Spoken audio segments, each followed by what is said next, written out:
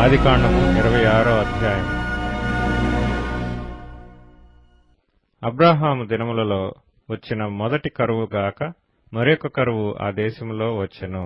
అప్పుడు ఇస్సాకు గెరారులోనున్న ఫిలిష్తీయుల రాజైన అబీమెలెకు నొద్దకు వెళ్ళెను.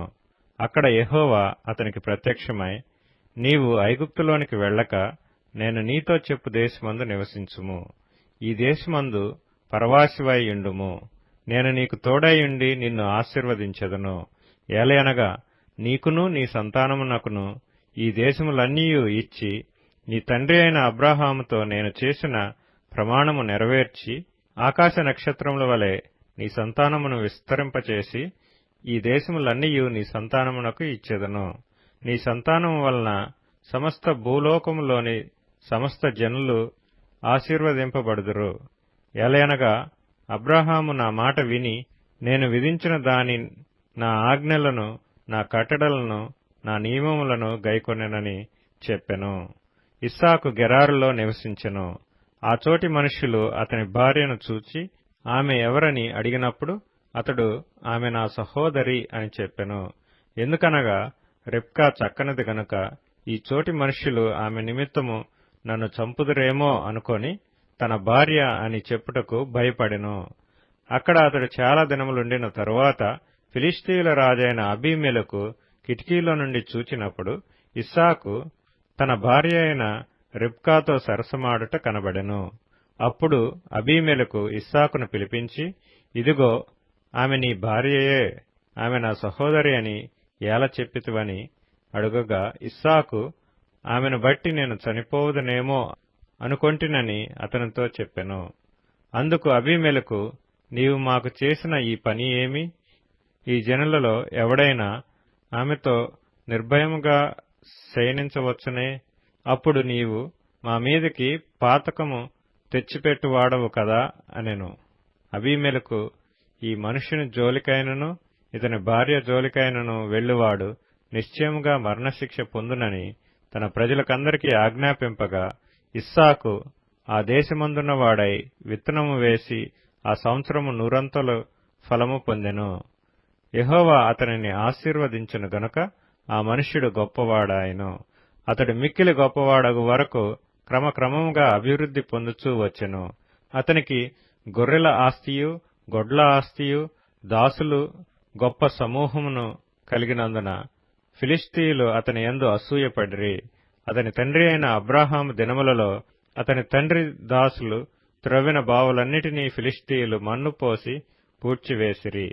అబీమెలెకు, నీవు మాకంటే బహు బలం గలవాడవు గనుక మా యొద్ద నుండి వెళ్లిపొమ్మని ఇస్సాకుతో చెప్పగా, ఇస్సాకు అక్కడ నుండి వెళ్లి గెరారు లోయలో గుడారం వేసుకుని అక్కడ నివసించెను. అప్పుడు తన తండ్రి అయిన అబ్రాహాము దినములలో త్రవ్విన నీళ్ల బావులు ఇస్సాకు తిరిగి త్రవ్వించెను. ఏలయనగా అబ్రాహాము మృతి పొందిన తరువాత ఫిలిష్తీయులు వాటిని పూడ్చివేసిరి. అతడు తన తండ్రి వాటికి పెట్టిన పేళ్ల చొప్పున తిరిగి వాటికి పేళ్లు పెట్టెను. మరియు ఇస్సాకు దాసులు ఆ లోయలో త్రవ్వగా జలలు గల నీళ్ల బావి దొరికెను. అప్పుడు గెరారు కాపరులు ఇస్సాకు కాపరులతో జగడమాడి, ఈ నీరు మాదే అని చెప్పిరి గనుక వారు తనతో కలహించినందున అతడు ఆ బావికి ఏసెకు అని పేరు పెట్టెను. వారు మరియొక బావి త్రవ్వినప్పుడు దాని కొరకును జగడమాడిరి గనుక దానికి సిత్నా అని పేరు పెట్టెను. అతడు అక్కడి నుండి వెళ్లి మరియొక బావి త్రవ్వించెను. దాని విషయమై వారు జగడమాడలేదు గనుక అతడు, ఇప్పుడు యెహోవా మనకు ఎడము కలుగజేసి ఉన్నాడు గనుక ఈ దేశమందు అభివృద్ధి పొందుదుననుకొని దానికి రహెబోతు అని పేరు పెట్టెను. అక్కడి నుండి అతడు బెయేర్షెబాకు వెళ్ళెను. ఆ రాత్రియే యెహోవా అతనికి ప్రత్యక్షమై, నేను నీ తండ్రి అయిన అబ్రాహాము దేవుడను, నేను నీకు తోడైయున్నాను గనుక భయపడకుము. నా దాసుడైన అబ్రాహామును బట్టి నిన్ను ఆశీర్వదించి నీ సంతానమును విస్తరింపచేసేదనని చెప్పెను. అక్కడ అతడు ఒక బలిపీఠము కట్టి యెహోవా నామమున ప్రార్థన చేసి అక్కడ తన గుడారము వేసెను. అప్పుడు ఇస్సాకు దాసులు అక్కడ బావి త్రవ్విరి. అంతటా అబీమెలెకును అతని స్నేహితుడైన అహుజతును అతని సేనాధిపతి అయిన ఫీకోలును గెరారు నుండి అతని యొద్దకు వచ్చిరి.